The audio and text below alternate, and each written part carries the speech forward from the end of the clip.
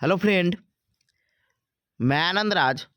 आप सबको देखिए, बिहार में 2023 में स्टेट के लिए बोला गया है कि हम स्टेट लेंगे।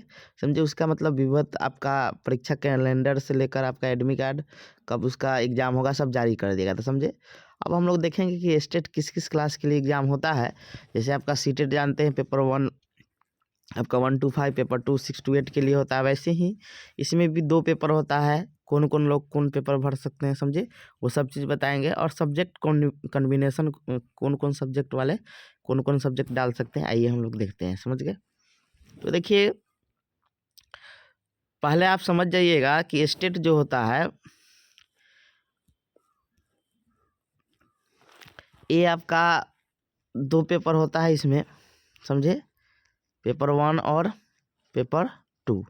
देखिए, पेपर 1 जो आपका होता है ये आपके होता है 9 10th के लिए, 9 to 10th के लिए। जैसे आपका सीटेट या बीटेट जो होता है पेपर 1 to 5 के लिए, तो पेपर 1 जो होगा इसमें 9 to 10th के लिए होगा। समझ गए?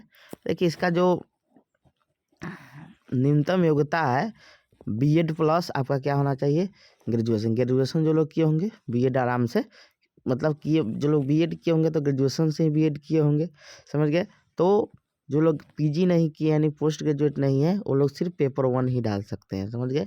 और वही चीज़ यहाँ पर है कि पेपर 2 ये होता है 11th 12th के लिए। समझ गए? 11 से सीनियर सेकेंडरी के लिए। और ये वही लोग डाल सकते हैं जो लोग पीजी किए होंगे। और इसमें भी बताएंगे कि पीजी, जैसे आप हिंदी से पीजी किए हुए हैं तो आप हिंदी के ही +2 के टीचर बन सकते हैं। आपका ग्रेजुएशन में हिस्ट्री है उससे कोई मतलब नहीं है। समझ गया? तो जिस सब्जेक्ट से आप पीजी किए होंगे उसी सब्जेक्ट का आप टीचर बन सकते हैं।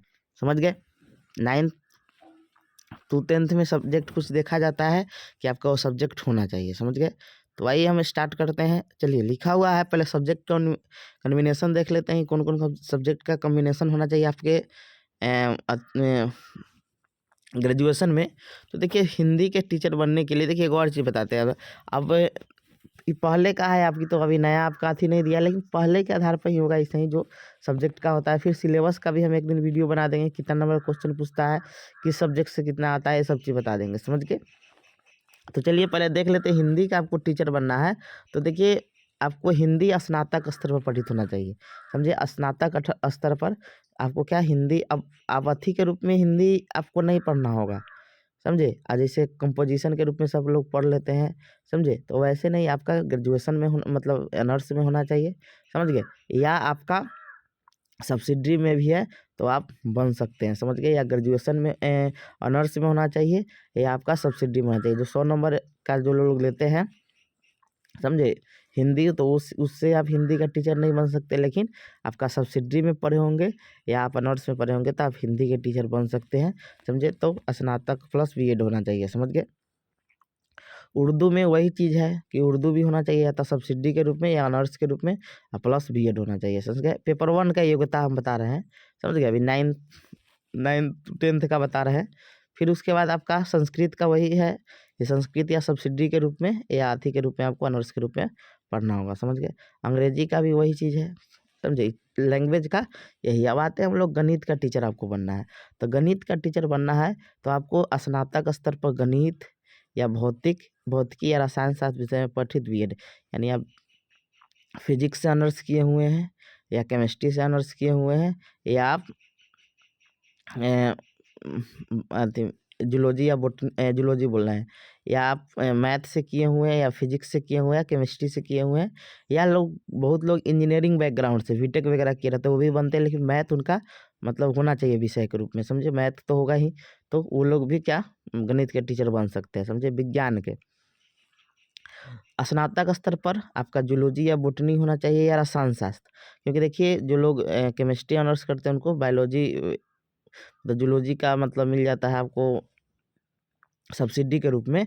तो जो लोग क्या किए होंगे कि जिनका ऑनर्स होगा या सब्सिडी होगा, समझे, या प्राणी विज्ञान हो यानी आपका जूलॉजी हो, या बॉटनी हो, या रसायन शास्त्र हो, समझे, और इंजीनियरिंग, या जो लोग इंजीनियरिंग में जिसमें विज्ञान की विशेषता हो, तो वो लोग भी क्या कर सकते हैं कि विज्ञान के शिक्षक बन सकते हैं। समझ गए? या तो गणित के बनेंगे या तो विज्ञान के बनेंगे। समझ गए। अब आते हैं सामाजिक ज्ञान। इसमें थोड़ा लोचा है। इसमें क्या लोचा है कि इसमें आपका सब्सिडी के रूप में या आपका ऑनर्स के रूप में 2 सब्जेक्ट में से कोई एक सब्जेक्ट होना चाहिए, या हिस्ट्री होना चाहिए या आपका ज्योग्राफी होना चाहिए, यानी भूगोल या इतिहास होना चाहिए, समझ गए। लेकिन देखिए अब नया वाला जो स्टेट आएगा तो उसमें क्या नियम है कि जो सब्जेक्ट है वो भर सकते हैं। जैसे कॉमर्स के लिए इससे पहले बार नहीं दिया था मौका कि कॉमर्स तो 9th में पढ़ना नहीं है, समझ गए।